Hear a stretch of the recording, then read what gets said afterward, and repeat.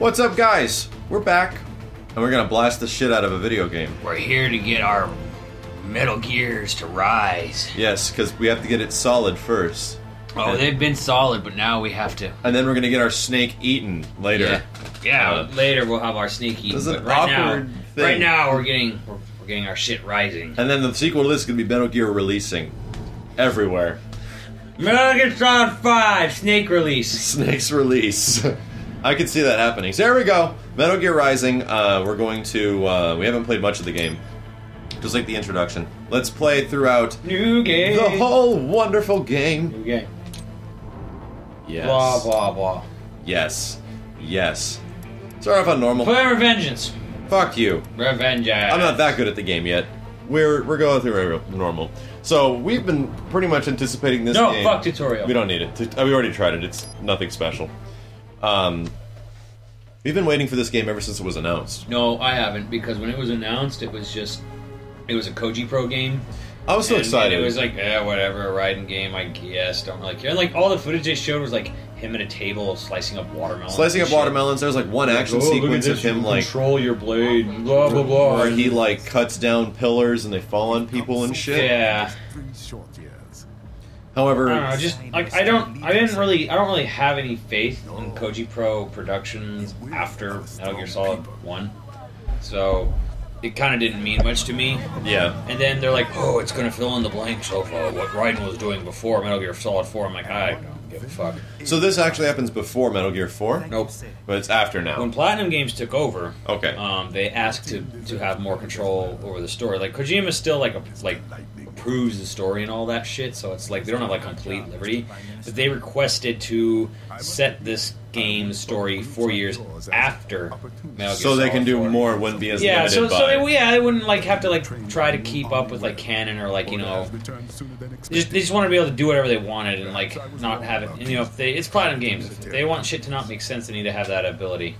Yeah, Raiden looks hella different, designed by Platinum, that's for sure. We'll never know the story of how Raiden freed Sonny from fucking warehouse in Area 51. Was it that important though? I don't know. Who fucking knows? Was getting Sonny that important, or was the fact that Sonny there being important? Alright, I mean, let me explain you. And like, Raiden went to a warehouse, found Sonny. She was playing with the Ark of the Covenant and a crystal skull, and then he said, "Okay, bitch, come with me." Okay. There. Video games. There. I solved the Metal Gear Solid missing storyline, and I don't care if it ever gets filled in. Initially, like, what I like about this game is that there are some design things that are very similar to Bayonetta, and I won't point them out until they happen, but some things that are just general game design ideas that I think are so goddamn awesome in action games that I'm just like, fuck yes, thank you so much, Platinum Games, for making me feel great as a player. Yeah, well, that's what they're all about. Platinum Game knows about like player empowerment. Like, they don't make the games like necessarily easy. I mean, like if you play Revengeance mode or whatever, you'll see this game's hard as balls. But they want to make you feel empowered in what you're doing, especially if you do it right. Yeah, yeah. It's the same guys who made Devil May Cry 1. Yeah. And their philosophy behind Devil May Cry 1, which is what changed action games forever, is that we want an action game where you feel cool. Yeah, I want to make you feel cool. We just want to make you feel cool, and every single action game they've made since then has been that same philosophy, even to Beautiful Joe. Yeah. Beautiful Joe's a great example of it. We want a platformer where you feel cool. God damn. That poor bastard. And this game definitely has no excuses when it comes to making up for all the blood and everything. It's notably more gory than anything in Metal Gear before. Whatever. Whatever. I'm so jaded by this shit. Who cares? I mean, like, okay, like I kind of understand some of the nitpicks from the fans, but is being too gory really? Is that really something you would bitch about? Like, honestly, it's always been an M-rated franchise. You know, I'm sure people say like, well, they don't take the death and stuff seriously. It's all like, you know, goofy and casualties of war and whatever. Usually get the excessive and blah blah blah. I don't give a fuck. I think it's just because the game is different. Even, I mean, shit, dude. Even in the original Rising trailer, he was cutting guys up like crazy. Yeah, you know. I mean, I was really excited when the game got announced that Platinum Games was actually developing it because they were having like so much trouble, I guess, internally making an action game.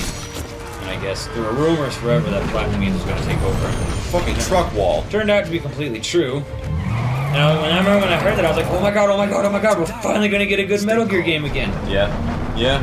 Well, I like what you were saying. We had this long conversation at the end of Twin Snakes.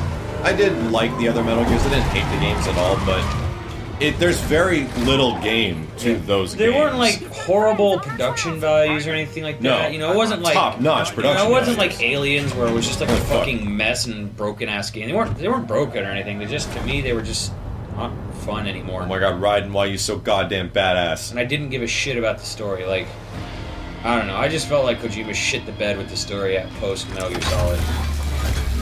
Although, My goddamn sword. to prove I'm not just some like casual Metal Gear player, I actually really do like the story to Metal Gear Ghost Battle. It was like Solid, very standalone, but I thought it was actually pretty good. Nobody played Ghost Battle with me though. Game Boy game? Yep. Yeah. Yeah. Really good story. Let's get this over with. It made me really hopeful for 2, and then 2 is I like how, I do like how they kept the voice actor of Raiden. I didn't like Raiden's voice very much originally. I almost think it like almost, I don't know. To me, a part of it feels like it almost doesn't fit anymore. But it's like, the thing is, at least Kojima Productions has the decency to like keep their voice actors, you know, for the most part. Like, that's kind of one thing that drives me nuts about the Resident Evil series is like every fucking game has like a completely different cast of characters doing the voices. Like, they're starting to get a little better on it. Like Roger Moore is like been Chris for like at least 3 games now. Yeah. But it's like, you know, Leon's had like 3 voice actors at least, and Barry's had like 3 voice actors, and you know, almost all of them have had, like Jill's had a bunch of different voice actors, and Claire's the only one who's ever had one voice actress, and it's been the same because they never used Claire for anything. She's like the most underused Resident Evil character unused main Resident Evil character. Yeah, she started 2 games, but like that's it. And she's like not even in like the bonus shit most of the time. She's in like Mercenaries 3D for the 3DS, and like that's fucking it. Like if it's not a game that's talking about Code Veronica or 2 like Darkside Chronicles, she's just not in the fucking games at all.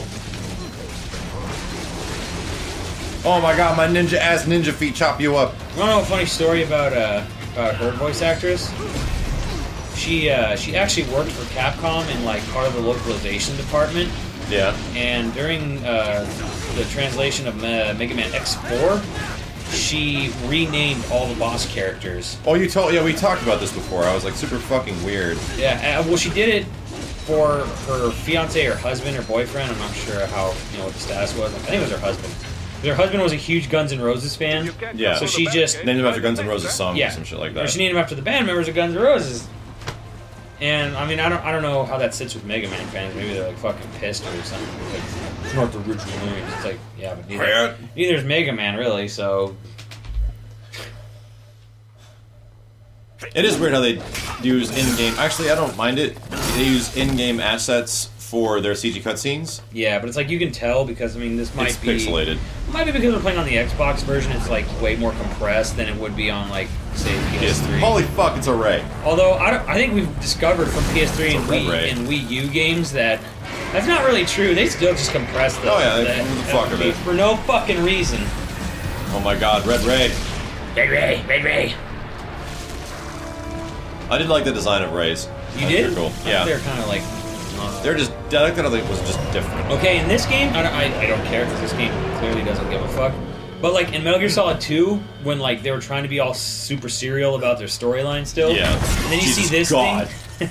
God, fucking Jesus God. So much for your armor, buddy.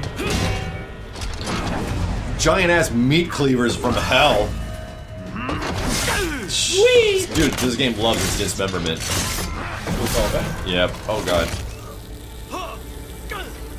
This poor son of a bitch. Not have a head. Oh, that's somewhat tasteful. They don't. Do they? No, they don't actually show the head being cut off. Well, you see his eyes as it rolls off. It's pretty brutal in its own right. Yeah.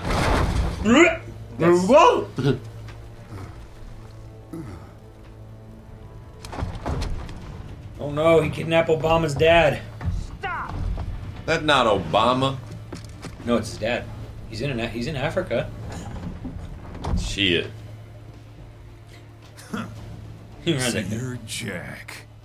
What do you want with the Prime I like this guy's voiceover. I want him dead. Dead.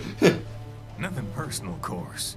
He's also got a purty mouth. Africa's just giving me cookies. Hey, Jack, you got a purty mouth. Mind if I stuff something in it? SOP. That's terrible. A clean break from the war economy. Huh. Well, some of us like that economy. How's an honest warmonger supposed to make a living? This is your answer? It's all about money. So this guy's kind of like, you know, a roided up cyborg Bush. Yep. He's kidnapping Obama's father. Don't worry now. He looks like a younger. This is all political. I see now. He looks like a younger GW too. I understand. Not while he's still useful. So long. So long. I really do like how the facial animations in Platinum games are very exaggerated. Reminds me. Rather than like the sort of like me. and like aliens, Quantum Marines, where it's just like up and down. It reminds me of like one of the things I loved about Resident Evil 5, on top of all of its really high production values, was this facial animations. I thought that was cool. Well, even 4 had really damn good facial animations. Oh yeah. Like I remember when like you meet Sadler for the first time in the church. He's like, oh, it'll take the girl, and then like there's a part where Leon like just quips at him, and he just like raises an eyebrow and smirks as like two of the monks like shoot crossbows at you, and I was like, wow, damn, that's like pretty fucking amazing. Like, I know it was like kind of end of the GameCube's lifespan, but that game looked fucking amazing still. Yes, and I'm locking onto different targets. There is target lock in this game.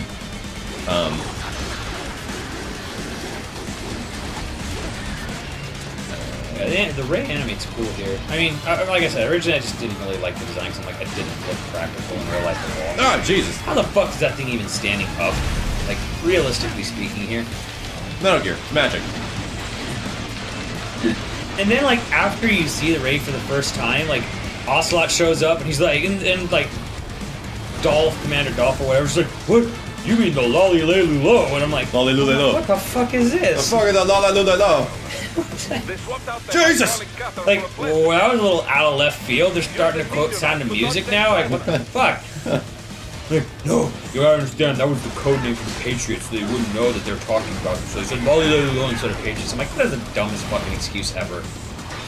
It's like, even fucking Harry Potter was like, he who must not be named was better sounding than just saying like, oh, you can't say Voldemort, so Harry, anytime you want to say Voldemort, you say Lolly-Lay-Lulo.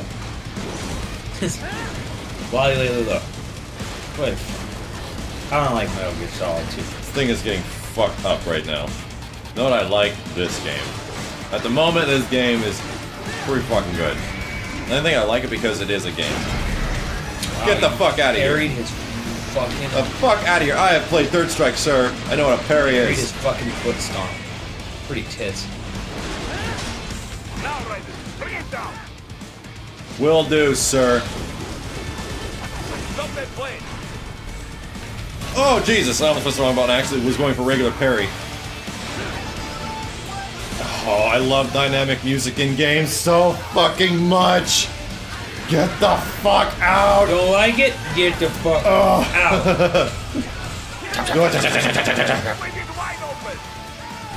Dude, yes. This is how you start out the game to let people know you're in for something quite spectacular with this fucking title. What else? I mean, I don't really know how. I don't think like these side characters like Boris and Doctor. Yeah. Whatever. I don't think they're like really fleshed out like the other Metal Gear games, but I have to say I actually kind of like having like some big super Russian, like I would assume ex-KGB or something, having like just a total comrade that's like super Russian but not a fucking villain. Like, yeah. Like we finally moved past the Cold War. Exactly. Next time on YoVideogames, not all Russians are bad guys.